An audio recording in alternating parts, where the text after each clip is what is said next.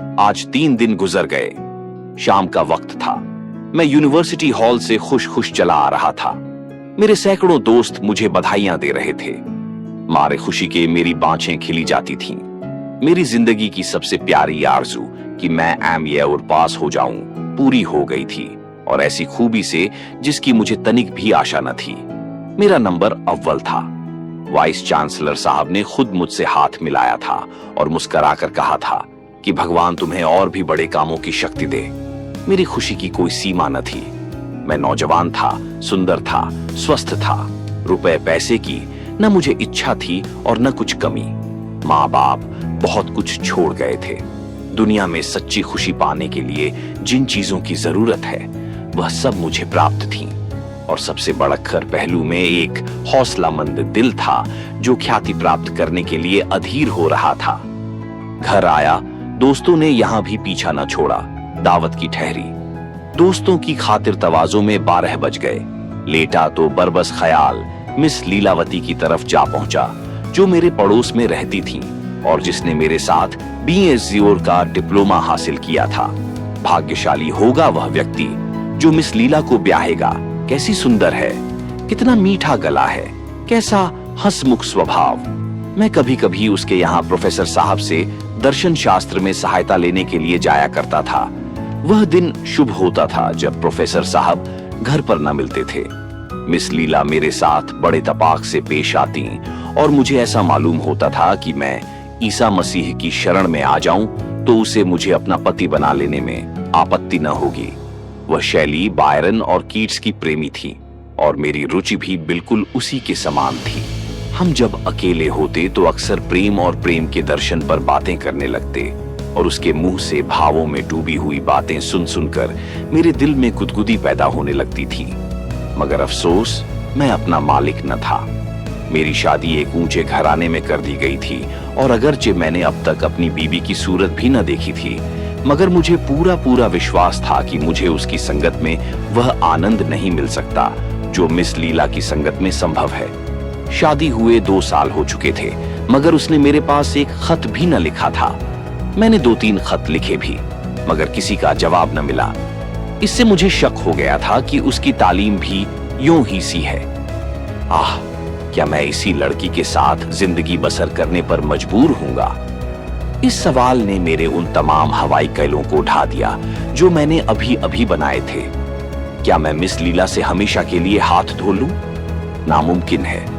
मैं कुमुदिनी को छोड़ दूंगा, मैं अपने घर वालों से नाता तोड़ लूंगा, मैं बदनाम हूंगा, परेशान हुए नूंगा, मगर मिस लीला को जरूर अपना बनाऊंगा।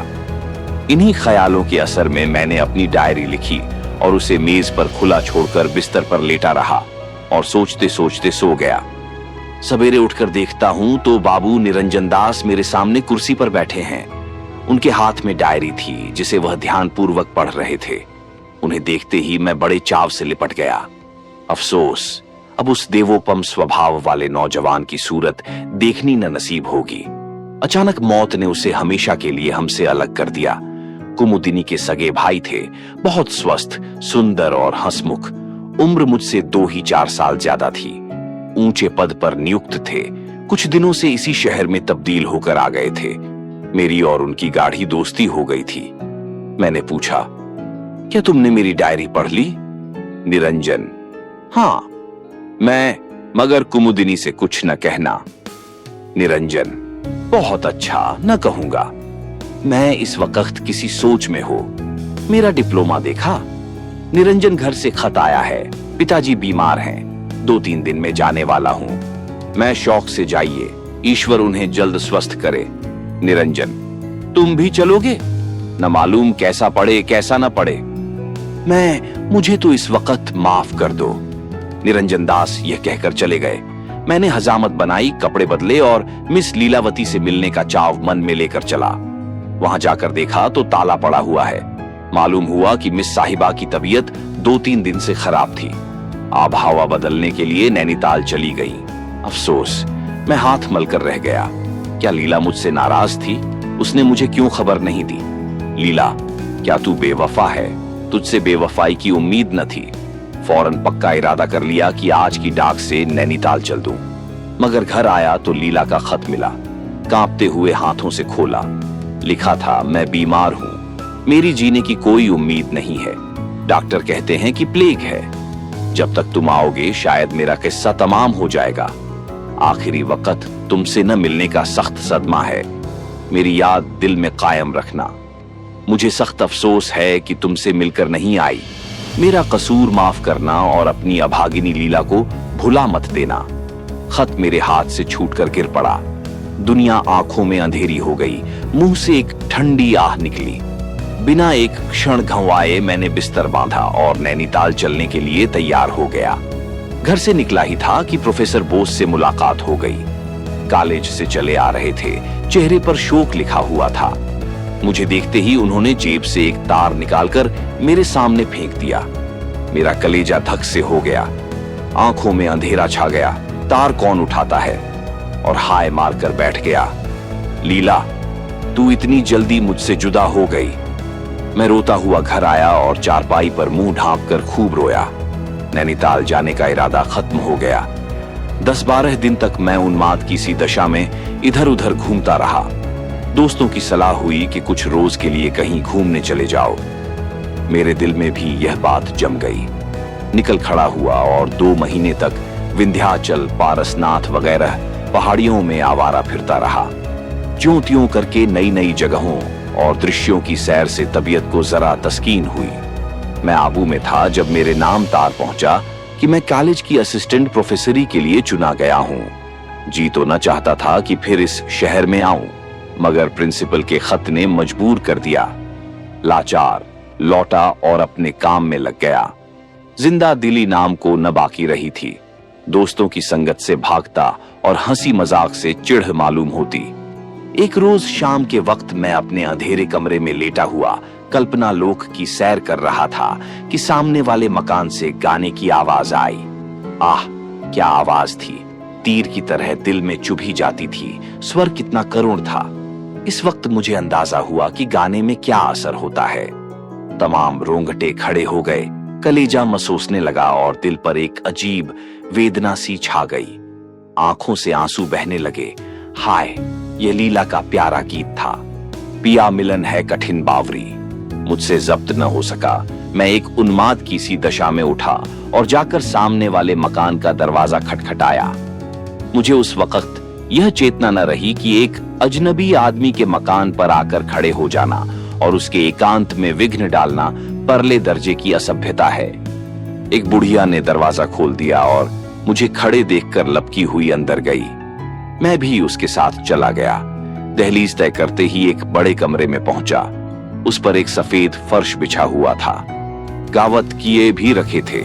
दीवारों पर खूबसूरत तस्वीरें लटक रही थीं और एक 16-17 साल का सुंदर नौजवान, जिसकी अब भी मसें भीग रही थीं, मसनद के करीब बैठा हुआ हारमोनियम पर गा रहा था।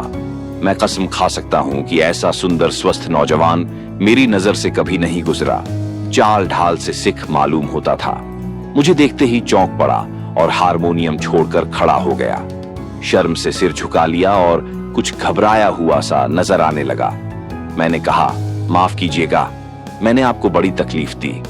आप इस फन के उस्ताद मालूम होते हैं। खासकर जो चीज अभी आप गा रहे थे वह मुझे पसंद है। नौजवान ने अपनी बड़ी बड़ी आंखों से मेरी तरफ देखा और सर नीचा कर लिया और होठों ही में कुछ अपने नौसिखिएपन की बात कही। मैंने फिर पूछा, आप यहां कब से हैं? नौजवान, 3 महीने के करीब होता है। मैं आपका शुभ नाम? नौजवान, मुझे मेहर सिंह कहते हैं। मैं बैठ गया और बहुत गुस्ताखाना बेतकल्लुफी से मेहर सिंह का हाथ पकड़कर बिठा दिया और फिर माफी मांगी। उस वक्त की बातचीत से मालूम हुआ कि वह पंजाब का रहने वाला है और यहाँ पढ़ने के लिए आया हुआ है। शायद डॉक्टरों ने सलाह दी थी कि पंजाब की आबहवा उसके लिए ठीक नहीं है। मैं दिल में तो झेंपा कि एक स्कूल के लड़के के साथ बैठकर ऐसी बेतकल्लुफी से बातें कर रहा हूँ, मगर संगीत के प्रेम ने इस ख्याल को रहने न दिया। रस्मी परिचय के बाद मैंने फिर प्रार्थना की कि वही चीज छेड़िए है। मेहर सिंह ने आंखें नीचे करके जवाब दिया कि मैं अभी बिल्कुल नौसिखिया हूं। यह तो आप अपनी जबान से कहिए। मेहर सिंह, झेंप कर, आप कुछ फरमाएं, हारमोनियम हाजिर है। मैं इस फन में बिल्कुल कोरा हूं, वरना आपकी फरमाइश जरूर पूरी करता। इसके बाद मैंने बहुत बहुत आग्रह किया, मगर मेहर सिंह झेंपता ही रहा। मुझे स्वभावतः शिष्टाचार से घृणा है, हालांकि इस वक्त मुझे रूखा होने का कोई हक न था। मगर जब मैंने देखा कि यह किसी तरह न मानेगा, तो जरा रुखाई से बोला, खैर जाने दीजिए, मुझे अफसोस है कि मैंने आपका बहुत वक्त बर्बाद किया, माफ कीजिए। यह कहकर उठ खड़ा हुआ। मेरी रोनी सूरत देखकर शायद मेहर सिंह को उस वक्त तरस आ गया। उसने झेंपते हुए मेरा हाथ पकड़ लिया और बोला, आप तो नाराज हुए जाते हैं। मुझे आपसे नाराज होने का कोई हक हासिल नहीं। मेहर सिंह, अच्छा बैठ जाइए, मैं आपकी फरमाइश पूरी करूंगा, मगर मैं अभी बिल्कुल अनाड़ी हूं। मैं बैठ गया और मेहर सिंह ने हारमोनियम पर वही गीत अलापना शुरू किया। पिया मिलन है कठिन बावरी। कैसी सुरीली तान थी, कैसी मीठी आवाज, कैसा बेचैन करने वाला भाव। उसके गले में वह रस था जिसका बयान नहीं हो सकता। मैंने देखा कि गाते गाते खुद उसकी आंखों में आंसू भर आए। मुझ पर इस वक्त एक मोहक सपने की सी दशा छाई हुई थी। एक बहुत मीठा, नाजुक, दर्दनाक असर दिल पर हो रहा था जिसे बयान नहीं किया जा सकता। एक हरे भरे मैदान का नक्शा आंखों के सामने खींच गया और लीला, प्यारी लीला, उस मैदान पर बैठी हुई मेरी तरफ हसरतनाक आंखों से ताक रही थी। मैंने एक लंबी आह भरी और बिना कुछ कहे उठ खड़ा हुआ। इस वक्त मेहर सिंह ने मेरी तरफ ताका। उसकी आंखों में मोती के कतरे डबडबाए हुए थे और बोला, कभी कभी तशरीफ लाया कीजिएगा। मैं सिर्फ इतना जवाब दिया, मैं आपका बहुत कृतज्ञ हूं। धीरे धीरे मेरी यह हालत हो गई कि जब तक मेहर सिंह के यहाँ जाकर 2-4 गाने न सुन लूं, जी को चैन न आता। शाम हुई और मैं जा पहुंचा। कुछ देर तक गानों की बहार लूटता और तब उसे पढ़ाता। ऐसे ज़हीन और समझदार लड़के को पढ़ाने में मुझे खास मजा आता था। मालूम होता था कि मेरी एक एक बात उसके दिल पर नक्श हो रही है। जब तक मैं पढ़ाता वह पूरे जी जान से कान लगाए बैठा रहता। जब उसे देखता, पढ़ने लिखने में डूबा हुआ पाता। साल भर में अपने भगवान के दिए हुए जहन की बदौलत उसने अंग्रेजी में अच्छी योग्यता प्राप्त कर ली। मामूली चीयान लिखने लगा और दूसरा साल गुजरते गुजरते वह अपने स्कूल के कुछ छात्रों से बाजी ले गया। जितने मुदर्रिस थे सब उसकी अक्ल पर हैरत करते और सीधा नेक चलन ऐसा कि कभी झूठ मूठ भी किसी ने उसकी शिकायत नहीं की। वह अपने सारे स्कूल की उम्मीद और रौनक था, लेकिन बावजूद सिख होने के उसे खेलकूद में रुचि न थी। मैंने उसे कभी क्रिकेट में नहीं देखा। शाम होते ही सीधे घर चला आता और लिखने पढ़ने में लग जाता। मैं धीरे धीरे उससे इतना हिल मिल गया कि बजाय शिष्य के उसको अपना दोस्त समझने लगा। उम्र के लिहाज से उसकी समझ आश्चर्यजनक थी। देखने में 16-17 साल से ज्यादा न मालूम होता, मगर जब कभी मैं रवानी में आकर दुर्बोध कवि कल्पनाओं और कोमल भावों की उसके सामने व्याख्या करता, तो मुझे उसकी भंगिमा से ऐसा मालूम होता कि एक एक बारीकी को समझ रहा है। एक दिन मैंने उससे पूछा, मेहर सिंह, तुम्हारी शादी हो गई? मेहर सिंह ने शर्माकर जवाब दिया, अभी नहीं। मैं तुम्हें कैसी औरत पसंद है? मेहर सिंह, मैं शादी करूंगा ही नहीं। मैं? क्यों? मेहर सिंह, मुझ जैसे जाहिल गंवार के साथ शादी करना कोई औरत पसंद न करेगी। मैं बहुत कम ऐसे नौजवान होंगे तो तुमसे ज्यादा लायक हों या तुमसे ज्यादा समझ रखते हों। मेहर सिंह ने मेरी तरफ अचंभे से देखकर कहा, आप दिल लगी करते हैं? मैं दिल लगी नहीं, मैं सच कहता हूं। मुझे खुद आश्चर्य होता है कि इतने कम दिनों में तुमने इतनी योग्यता क्यों कर पैदा कर ली। अभी तुम्हें अंग्रेजी शुरू किए 3 बरस से ज्यादा नहीं हुए।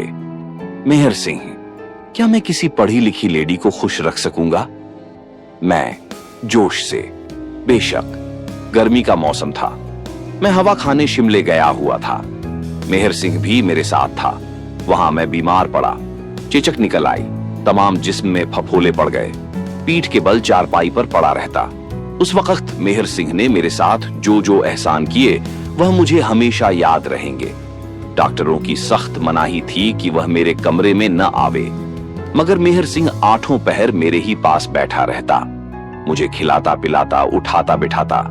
रात रात भर चारपाई के करीब बैठकर जागते रहना मेहर सिंह ही का काम था। सगा भाई भी इससे ज्यादा सेवा नहीं कर सकता था। 1 महीना गुजर गया। मेरी हालत रोज बरोज बिगड़ती जाती थी। एक रोज मैंने डॉक्टर को मेहर सिंह से कहते सुना कि इनकी हालत नाजुक है।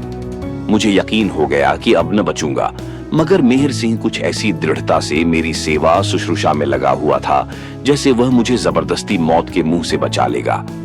एक रोज शाम के वक्त मैं कमरे में लेटा हुआ था कि किसी के सिसकी लेने की आवाज आई।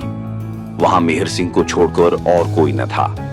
मैंने पूछा, मेहर सिंह, मेहर सिंह, तुम रोते हो? मेहर सिंह ने जब्त करके कहा, नहीं, रोऊं क्यों? और मेरी तरफ बड़ी दर्द भरी आंखों से देखा। मैं तुम्हारे सिसकने की आवाज आई। मेहर सिंह वह कुछ बात न थी, घर की याद आ गई थी। मैं सच बोलो। मेहर सिंह की आंखें फिर डबडबा आईं। उसने मेज पर से आईना उठाकर मेरे सामने रख दिया। हे नारायण! मैं खुद को पहचान न सका। चेहरा इतना ज्यादा बदल गया था। रंगत बजाय सुर्ख के स्याह हो रही थी और चेचक के बदनुमा दागों ने सूरत बिगाड़ दी थी। अपनी यह बुरी हालत देखकर मुझसे भी जब्त न हो सका और आंखें डबडबा गई। वह सौंदर्य जिस पर मुझे इतना गर्व था बिल्कुल विदा हो गया था। मैं शिमले से वापस आने की तैयारी कर रहा था। मेहर सिंह उसी रोज मुझसे विदा होकर अपने घर चला गया था। मेरी तबीयत बहुत उचाट हो रही थी। असबाब सब बंध चुका था कि एक गाड़ी मेरे दरवाजे पर आकर रुकी और उसमें से कौन उतरा? मिस लीला। मेरी आंखों को विश्वास न हो रहा था। चकित होकर ताकने लगा। मिस लीलावती ने आगे बढ़कर मुझे सलाम किया और हाथ मिलाने को बढ़ाया। मैंने भी बौखलाहट में हाथ तो बढ़ा दिया, मगर अभी तक यह यकीन नहीं हुआ था कि मैं सपना देख रहा हूं या हकीकत है। लीला के गालों पर वह लाली न थी, न वह चुलबुलापन, बल्कि वह बहुत गंभीर और पीली पीली सी हो रही थी। आखिर मेरी हैरत कम न होते देखकर उसने मुस्कुराने की कोशिश करते हुए कहा, तुम कैसे जेंटलमैन हो कि एक शरीफ लेडी को बैठने के लिए कुर्सी भी नहीं देते? मैंने अंदर से कुर्सी लाकर उसके लिए रख दी, मगर अभी तक यही समझ रहा था कि सपना देख रहा हूं। लीलावती ने कहा, शायद तुम मुझे भूल गए। मैं भूल तो उम्र भर नहीं सकता, मगर आंखों को एतबार नहीं आता। लीला, तुम तो बिल्कुल पहचाने नहीं जाते। तुम भी तो वह नहीं रही। मगर आखिर यह भेद क्या है? क्या तुम स्वर्ग से लौट आई? लीला, मैं तो नैनीताल में अपने मामा के यहां थी। मैं और वह चिट्ठी मुझे किसने लिखी थी और तार किसने दिया था? लीला, मैंने ही। मैं क्यों? तुमने यह मुझे धोखा क्यों दिया? शायद तुम अंदाजा नहीं कर सकती कि मैंने तुम्हारे शोक में कितनी पीड़ा सही है। मुझे उस वक्त एक अनोखा गुस्सा आया। यह फिर मेरे सामने क्यों आ गई? मर गई तो मरी ही रहती। लीला, इसमें एक गुण था, मगर यह बात तो फिर होती रहेंगी। आओ इस वक्त तुम्हें अपनी एक लेडी फ्रेंड से इंट्रोड्यूस कराऊं। वह तुमसे मिलने की बहुत इच्छुक है। मैंने अचरज से पूछा, मुझसे मिलने की? मगर लीलावती ने इसका कुछ जवाब न दिया और मेरा हाथ पकड़कर गाड़ी के सामने ले गई। उसमें एक युवती हिंदुस्तानी कपड़े पहने बैठी हुई थी। मुझे देखते ही उठ खड़ी हुई और हाथ बढ़ा दिया। मैंने लीला की तरफ सवाल करती हुई आंखों से देखा। लीला, क्या तुमने नहीं पहचाना? मुझे अफसोस है कि मैंने आपको पहले कभी नहीं देखा, और अगर देखा भी हो तो घूंघट की आड़ से क्यों कर पहचान सकता हूं। लीला, यह तुम्हारी बीवी कुमुदिनी है। मैंने आश्चर्य के स्वर में कहा, कुमुदिनी यहां? लीला, कुमुदिनी, मुंह खोल दो और अपने प्यारे पति का स्वागत करो। कुमुदिनी ने कांपते हुए हाथों से जरा सा घूंघट उठाया। लीला ने सारा मुंह खोल दिया और ऐसा मालूम हुआ कि जैसे बादल से चांद निकल आया। मुझे ख्याल आया, मैंने यह चेहरा कहीं देखा है। कहां? आहा, उसकी नाक पर भी तो वही तिल है, उंगली में वही अंगूठी भी है। लीला, क्या सोचते हो? अब पहचाना? मेरी कुछ अक्ल काम नहीं करती। हूबहू यही हुलिया मेरे एक प्यारे दोस्त मेहर सिंह का है। लीला मुस्कुराकर, तुम तो हमेशा निगाह के तेज बनते थे, इतना भी नहीं पहचान सकते। मैं खुशी से फूल उठा, कुमुदिनी मेहर सिंह के भेष में। मैंने उसी वक्त उसे गले से लगा लिया और खूब दिल खोलकर प्यार किया। इन कुछ क्षणों में मुझे जो खुशी हासिल हुई, उसके मुकाबले जिंदगी भर की खुशियां हेज हैं। हम दोनों आलिंगन पाश में बंधे हुए थे। कुमुदिनी, प्यारी कुमुदिनी के मुंह से आवाज न निकलती थी। हाँ, आंखों से आंसू जारी थे। मिस लीला बाहर खड़ी कोमल आंखों से यह दृश्य देख रही थी। मैंने उसके हाथों को चूम कर कहा, प्यारी लीला, तुम सच्ची देवी हो। जब तक जिएंगे तुम्हारे कृतज्ञ रहेंगे। लीला के चेहरे पर एक हल्की सी मुस्कुराहट दिखाई दी। बोली, अब तो शायद तुम्हें मेरे शोक का काफी पुरस्कार मिल गया। आप सुन रहे थे मुंशी प्रेमचंद की लिखी कहानी शोक का पुरस्कार।